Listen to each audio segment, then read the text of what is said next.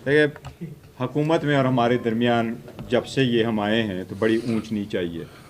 हमें तो शिकवे रहे हैं इनसे बहुत, बट हम बॉयकाट पे नहीं गए, हम धरने पे नहीं गए, हमने बाहर असम्बली नहीं लगाई और हम असम्बली के अंदर बैठे रहे। और हमने जब जब आवाज़ उठाई है तो आईन कानून के मुताबिक अपनी बात की है, ईवान की मजबूती के लिए की है। जब पाकिस्तान की आवाज़ आई तो इसी वज़ीर आज़म के साथ हम खड़े हुए। अब इसी वज़ीर आज़म ने तकरीर की तो हमने डिस्के बजाए, और इसी वज़ीर आज़म के होते हुए भी हमने कहा हम पाकिस्तान के साथ खड़े हैं, हम रियासत के साथ खड़े हैं, हम पाकिस्तान के दिफा पे आंच नहीं आने देंगे।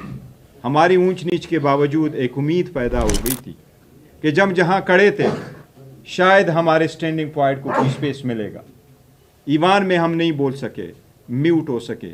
आज भी मुझे बताया गया, मैंने जो स्पीच की है, जो पॉइंट आउट उठाए हैं, आज तक ब्लॉक हुआ है। मैंने कहा क्या है कि क्यों ब्लॉक हुआ है।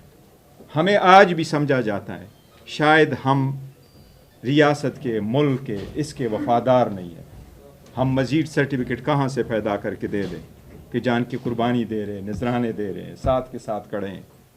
लेकिन हरिपुर ने इस सियासत के तरीक़ेकार को असर नौ चेंज किया है। 26 नवंबर के बाद खान साहब ने ऐलान किया बात करो। मैं 2025 के बाद हम आगे बढ़े और हमने कुछ कहा, लेकिन इस मरतबा हमारी जीती हुई सीट हमसे लेना ये हमारी सिर्फ दुख की बात नहीं है। इसकी मैं जो जहाँ तक खान साहब को जानता हूँ, हम चाह रहे थे कि ये असम्बली चले, हम चाह रहे कि असम्बली में रहते हुए सिस्टम के अंदर से चेंज आए, बजाय इसकी चीज़ें तहतो बाला हो। और चीज़ें तहतो बाला न करने की वजह से हम असम्बली के अंदर रहे। हमने आज तक बाहर असम्बली नहीं लगाई, वरना इससे पहले तो लोग असम्बली बाहर लगा चुके थे। हमने उनको कभी नहीं कहा, बर असम्बली के फ्लोर पे मैंने उनको कहा है कि आपके वो अल्फाज एक दूसरे को जो आप कातिल ली कहा करते थे वो हमें याद है। हमने कभी कोई ऐसा लफ्ज़ नहीं कहा जो ईवान के रूल्स रसूल के मुताबिक ना हो। लेकिन इस मरतबा जो खान को जितना मैं जानता हूँ, मुझे शक पड़ता है, मुझे नहीं लगता कि कितने और दिन खान हमें इजाज़त देगा इस असम्बली का पार्ट रख, क्योंकि आपने आखिरी सीट हमसे नहीं ली है। सिर्फ हरिपुर की सीट आपने नहीं ली, आपने हम सब से सीटें ली हैं। वहाँ असम्बली वाले बैठे हुए थे, हुकूमत हमारी है, हुकूमत बेबस नज़र आई। वो बेबस ऐसे नहीं थी, अवाम जाकर के अपना मैंडेट तो दिफा कर सकते थे, लेकिन हम कानून को अपने हाथों में नहीं लेने देते। वहाँ किसी ने अवाम को नहीं कहा कि ज़बरदस्ती करना है। हमारी कोशिश यही थी कि कानून की बालादस्ती होगी। हम बाजवड़ में हारे, हमने दिल से एक्सेप्ट कर लिया, लेकिन हम वहाँ जीते हुए हैं। जीत को हार में बदलना, इसकी बड़ी सारी इम्प्लिकेशंस है। और हम तो बड़ी कोशिश कर रहे हैं कि जमहूरियत ही चले, और शायद कुछ लोग जमहूरियत को चलने नहीं देते। ये बताएं कि ये गवर्नर साहब दो बात कर लेते हो, फिर अफरीदी साहब एक दो बात कर लेंगे। मैं बातें दोहराऊंगा नहीं, मैं चूँकि इन्होंने हरीपुर की बात की है, मैं लाहौर की बात करूंगा। लाहौर में भी कोई यानी कोई मुख्तलिफ रवैये नहीं अपनाए गए। मियाँ अजहर साहब की जो नशिस्त थी, जो उनकी नागहानी फौतीदगी हुई, मौत से जो वो खाली हुई थी नशिस्त, उस पर उन्हीं के भांजे जो है वो इलेक्शन लड़ रहे थे।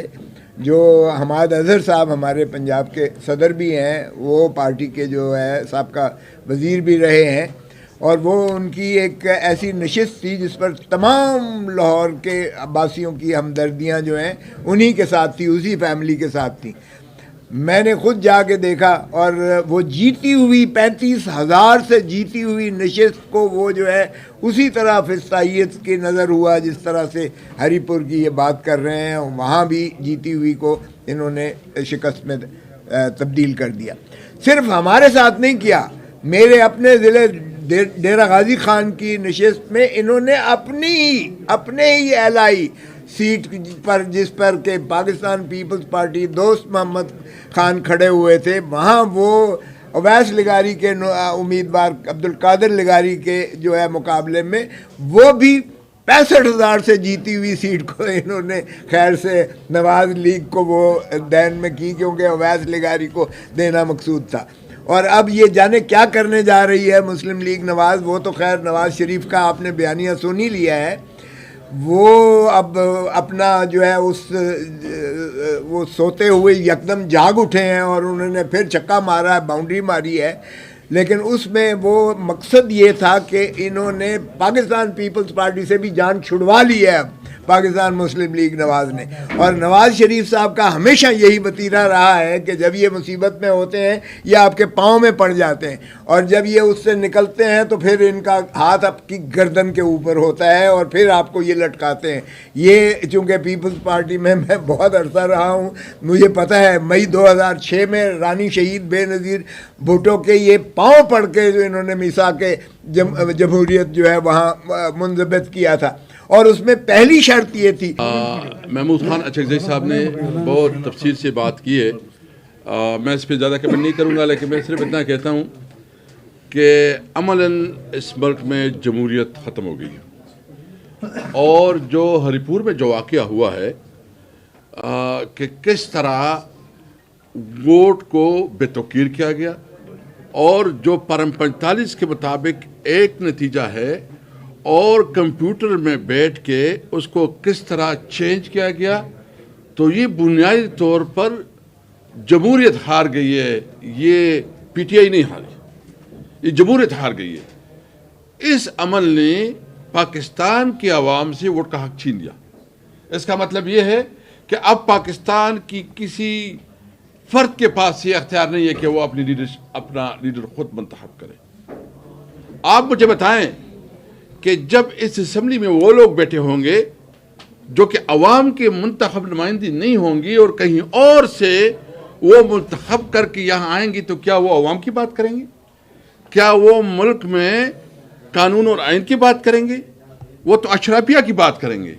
اس لیے میں پوری پاکستانی قوم کو متنبی بھی کر رہا ہوں، اور میں اس کو ریکویسٹ کرتا ہوں، اس کو میں التماس کرتا ہوں پوری قوم کو کہ آپ سے آپ کے ووٹ کا حق چھینا گیا ہے.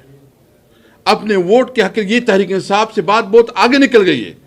تحریک انصاف دیکھیں، ہم تو جدوجہد کر رہے ہیں، اسٹرگل کر رہے ہیں، جو بھی ہے، لیکن اگر آپ سے آپ کا بنیادی حق چھینا گیا، آپ کے ووٹ کا جو رائٹ تھا کہ آپ اپنے لیڈر آپ چنو، تو پھر بتائیں کہ اس ملک میں کیا جمہوریت رہ گئی؟ عملاً جمہوریت پہ حملہ ہوا ہے.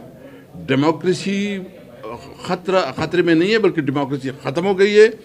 ہم سب نے، تمام سٹیک ہولڈر، میں اپنی جتنی بھی بار ایسوسیشنز ہیں، میں اس سے پوچھنا چاہتا ہوں، آپ کی بار کی سیاست ہوگی، وہ آپ کی بار کی سیاست آپ جس طرح کرے وہ کرے، لیکن اس وقت تو آپ کے آئین پہ حملہ ہوا ہے.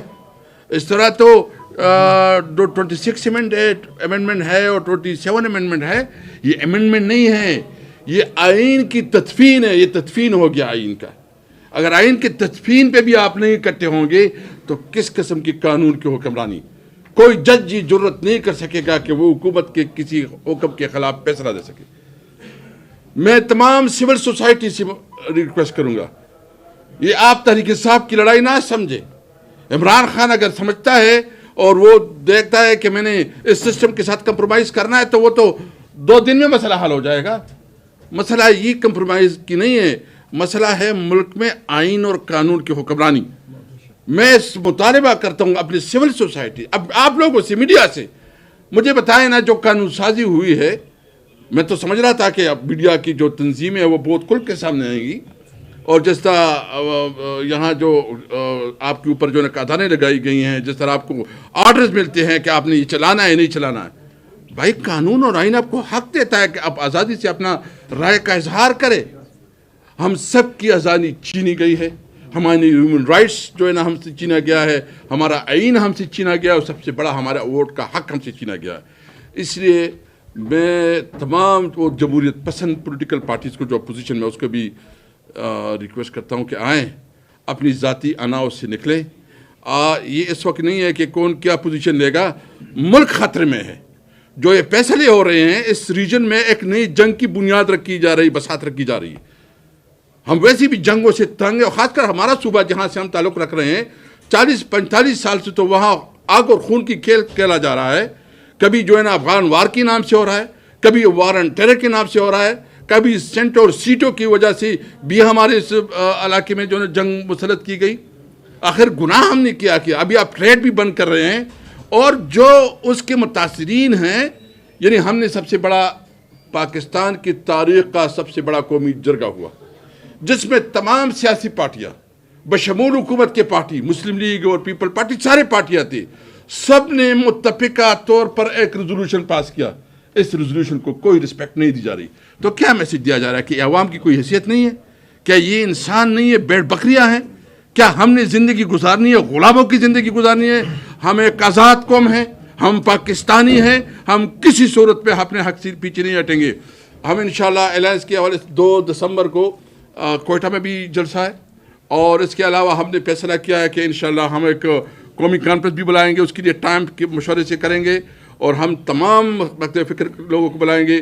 لیکن ایک بات واضح کرنا چاہتے ہیں سارے ہم کھڑے ہیں کہ ہم کھڑے ہیں، کھڑے رہیں گے، نہ ڈرے ہیں نہ پیچھے ہٹیں گے اپنے حق کے لیے انشاءاللہ تعالی.